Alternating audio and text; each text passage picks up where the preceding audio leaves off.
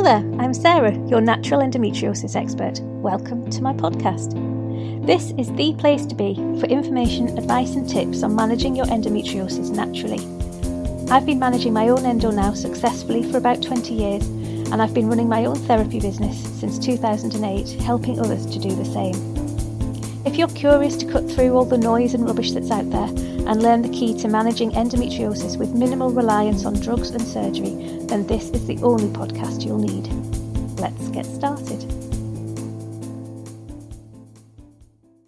Hello there. In today's episode, I'm going to be talking about endometriosis at work. This is the first of a few of these episodes that I'm going to be doing over the coming weeks. And today's episode is really looking at how your symptoms can impact at work and my top tips for making sure that that impact is minimal. I'm drawing on my own experiences here because I've had a 9-to-5 career, and I managed my career at the same time that I was going through my diagnosis journey, that I went through the treatment options, and also a big endometriosis flare-up about 15 years ago as well. So it's drawing on my own experiences of managing my endo at work, of negotiating work with endometriosis, but also supporting my clients as well. All of my clients report that endometriosis symptoms impact at some way in their working life. That's not necessarily taking time off work. A lot of my clients have had to take some time off work, but also it can be in terms of productivity, anxiety, and a whole host of other sort of performance-related issues. So today we're going to look at exactly how endometriosis can impact at work, and some of my top tips, generic top tips for making sure that that impact is minimal.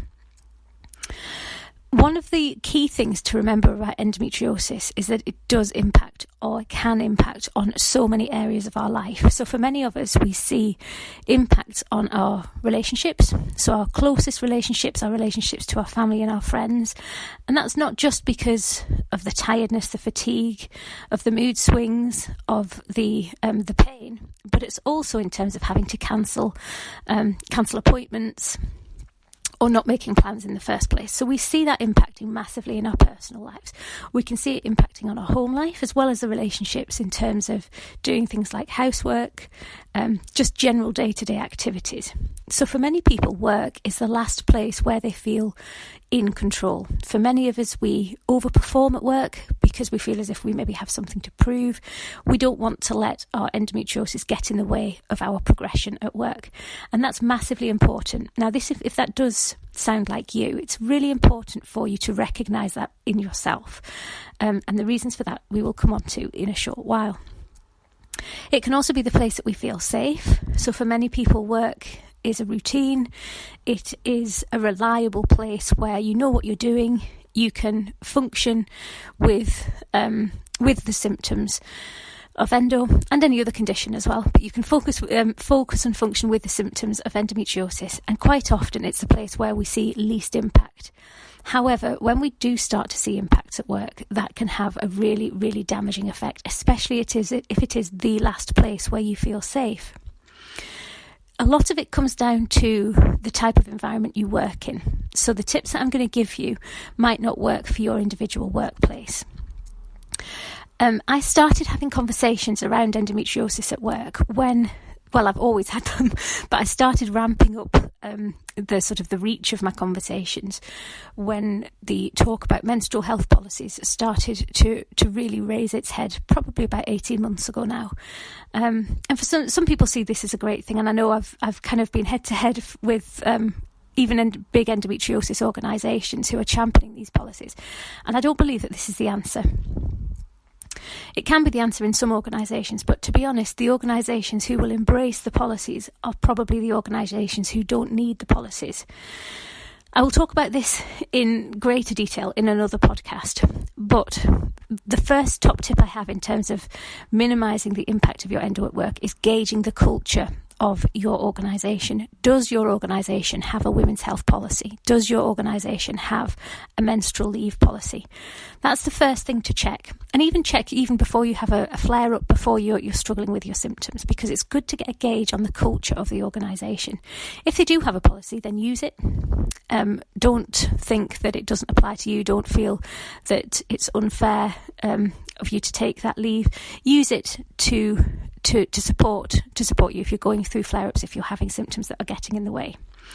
if your organisation doesn't have a policy, a specific policy, do they have any other policies? So they should have a sick leave policy. They should have policies that enable you to take time off for treatments and things like that. But again, it very much depends on the culture of the organisation. So know the culture of your organisation and let that be your gauge in terms of how I was going to say how easy, but I don't want you to feel like you can't talk about things, but just gauge the culture of the organisation. The more open they are, then you can go in straight away and have the conversations about your endometriosis. But it's worth gauging that first. So many organisations, like I say, don't have policies, and I don't think that's necessarily a bad thing. The trouble is when the culture isn't open to women's health concerns. If you work in a particularly male-dominated environment, now this doesn't necessarily follow, but if you work in a particularly male-dominated environment where the conversations around women's health and women in general aren't really very conducive to openly talking about your periods, then it can be hard to talk about things. But top tip number 1 or 2, I've already lost count. Top tip number 1 or 2 is to start to talk to people about your endometriosis, about the condition, about the symptoms you experience. Now, that doesn't mean that you have to waltz into the office, go straight to your manager and make demands about needing time off and really kind of championing it out loud from the word go. It would be fantastic if we all could, but I do understand that some cultures aren't open to that kind of behaviour. So if you work in an environment where that culture isn't there, that open culture isn't there, pick 1 or 2 people who you can talk to openly about it. If you think 1 in 10 women have diagnoses of endometriosis, 1 in 10 women have diagnoses of adenomyosis, 1 in 3 women currently have fibroids, countless others are going undiagnosed but having symptoms. Polycystic ovaries, I think it's 1 in 7 women at the moment have that diagnosis as well. There's so many women out there. The majority of these aren't dual diagnosis, so if you think about maybe 70% of women at the moment have either menstrual health problems, gynecological conditions, or are going through the menopause. That's a huge number of women that are struggling with symptoms. And if you can find people within your organisation that you can talk to, if everybody did that, then you would not feel as alone, so you could share symptoms, you could share experiences, you could get that peer support from your colleagues, but also the culture, the dialogue in your workplace would slowly start to shift. So if you are lucky enough where you have a culture where people openly talk about it, where you're able to go to your manager and say that you're having a bad period, or your endo symptoms are flaring up, or your menopause is getting in the way, then that's fabulous. But if you're not, then change is slow, change can be slow, and finding 1 or 2 people, sympathetic ears who've been through it, can make such a huge difference. So don't bottle it up. As we know, as I talk about so often, anxiety and stress really exacerbate our symptoms. So when it comes to endometriosis, the worst thing you can do is just bottle it all up and carry on regardless. And this is something that I used to be so guilty of. I felt that as a woman, I had more to prove than the men in my work. I didn't particularly work in a male-dominated environment, but I still felt that I had a lot to prove as a woman. I didn't want my body to be letting me down. I didn't want all the rhetoric from the 70s that was still around in terms of employing women. I didn't want all that to weigh on my shoulders. I didn't want to carry that responsibility. I carried the responsibility of being a career woman, and I didn't want my body to hamper that. But actually, that was the worst thing I could have done, because if I'd have found somebody I could talk to, or if I could talk to my manager openly, I could have maybe worked a bit more flexibly. I could have maybe started later, worked from home on the odd occasion. There's so many things I could have done that would have made my working life easier. And I didn't have a bad working life. The culture that I worked in, especially when I was going through my diagnosis and my treatment journey, the culture that I worked in was very supportive. It was very positive, very supportive. That was in the early 2000s. So times haven't really changed since then, but it's a long time ago, and for those times it was very, very supportive, and I couldn't really have asked for a better employer at that time. Having said that, we still didn't talk openly about it. So whilst I was having time off for treatment, whilst my boss, my managers were as flexible as they could have been back then in terms of working from home, because we didn't have the same kind of network capacities, IT network capacities as we do now. The opportunity for home working was a lot less than it is now. But that said, they still gave me the opportunity to take home laptops and write up reports at home. So they were giving me as much flexibility as they could. But even then, I didn't talk about my diagnosis. I didn't talk about endometriosis. I didn't talk about my periods.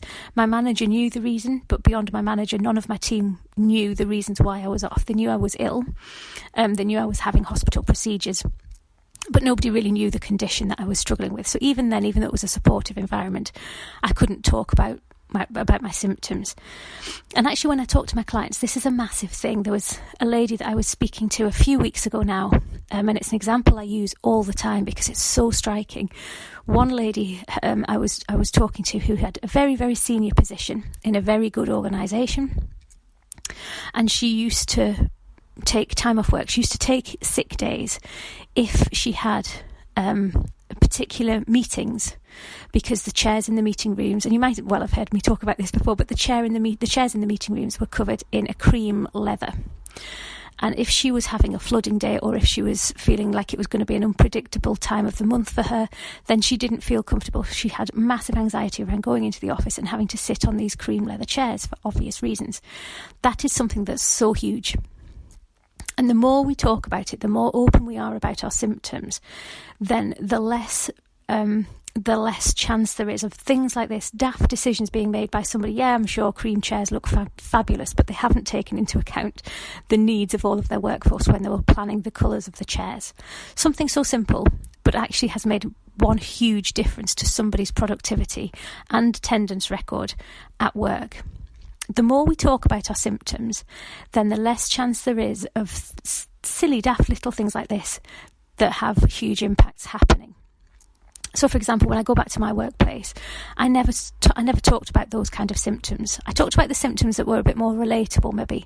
So the bloating and the pain, because everybody knows what pain feels like. Sometimes it can be quite hard to really accurately describe endometriosis pain, and the level of pain that you feel sometimes goes unrecognised because a lot of people just link it to period pain. But everybody understands pain. So if you start to talk about pain and you start to describe the pain you're in, the level of pain you're in, people do kind of have a bit of a gauge that they can go on. But when you start talking about flooding, when you start talking about clots, when you start talking about unpredictable bleeding, society and culture still deems that as kind of a taboo subject. There's still a lot of period shame around. I did a podcast episode on period shame, and it's actually one of the most listened to episodes that I've done. And it's so relevant when it comes to endometriosis at work, because we don't talk about periods at work. In fact, we hide away periods at work. We don't talk about bleeding. We're not open in terms of our period products. Many toilets in workplaces still don't even offer period products to their staff, even paid, even in vending machines. So it's still something that's very taboo. And when your symptoms are so linked to your bleeding, it can be really, really difficult to talk about. But if you can find somebody, one or two people who you're close to, who you trust, who you can really start to have those conversations with, then that's the first thing to do. Because like I say, if you start to hide your symptoms away, if you start to worry about your symptoms, if you start to take additional time off work or start to underperform because of your endo, that adds to the anxiety and that increases your symptoms. So my next tip is all around that. It's all around anxiety. Recognise how anxiety impacts on your endometriosis. What role does it have? So this is where I come back to tracking everything. Know your endometriosis. Know your body inside out. I had a fabulous client at the beginning of this year who I worked with over about a 12-week period, maybe slightly longer. And she was wonderful. She was a fabulous client. She embraced everything with an open mind. And one of the big things that she struggled with was work. So she worked in an inner city. She was from London. She worked in an inner city company. And they were just phasing back the return post-COVID. And she hadn't had any performance issues during lockdown. She'd been working from home. Everything was fine. She'd been fine. She'd been fabulous at work. However, she started to notice a change in her endometriosis symptoms, a worsening of her symptoms as the time neared for her to be phased back to work.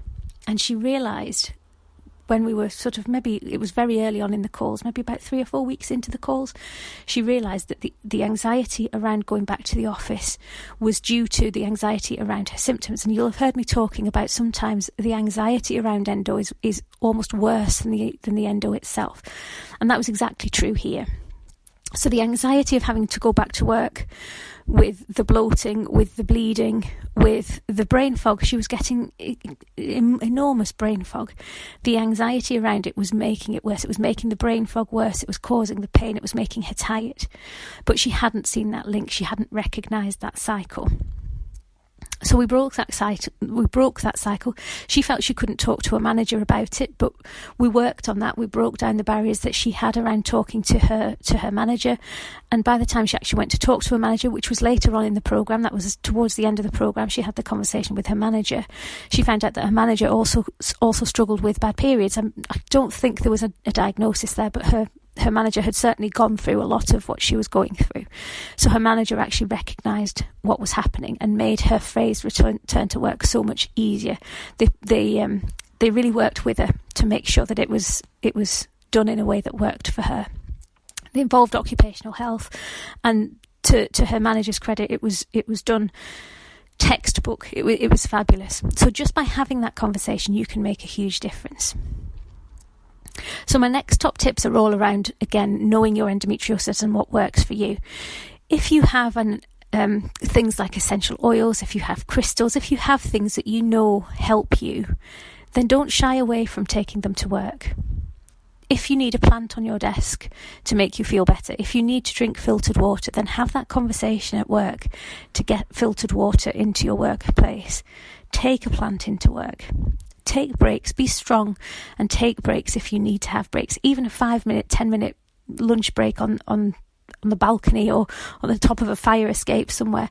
Just breathe in some fresh air. Make sure you're taking the breaks that you need. Remember, with endometriosis, movement is a key part of managing your endo.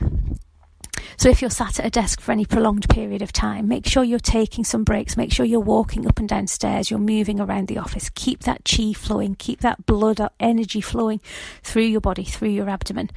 Learn a tummy massage technique so that you can do that maybe in the toilet at lunchtime, or why hide it away? Do it in front of your colleagues. Just do a quick tummy massage if you're feeling bloating. Again, if you know any links to any food that makes your symptoms worse, actively avoid those foods. Take control as much as you can of your own health. And this is something I've like I say, this is a subject that's very, very close to my heart, and I've been running a lot of women's health awareness sessions. I've been doing training for managers, and I've been doing awareness sessions for general staff as well. And one of the key things I talk about is our responsibility to manage our own health. So find out what works for you and actively implement it at work just as much as you do at home. It's your responsibility to keep yourself well, and the rewards that you will reap will be far exceeding anything that your managers can give you.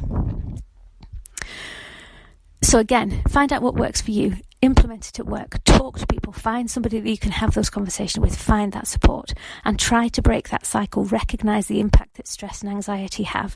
Request flexible working hours if you can. Find out the policies that exist around flexible working, around chronic health, around women's health if they have it, and use those policies to help you get what you need out of work.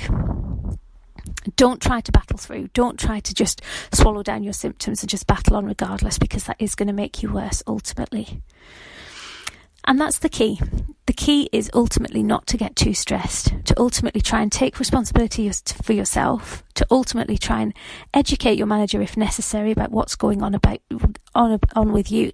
Involve occupational health if you can. And if you want to get somebody like me in as well, if you know that your workplace has issues around the openness around women's health, then speak to somebody like me who can come in and carry out manager training. I teach managers how to effectively support their staff who have endometriosis, fibroids, menopause.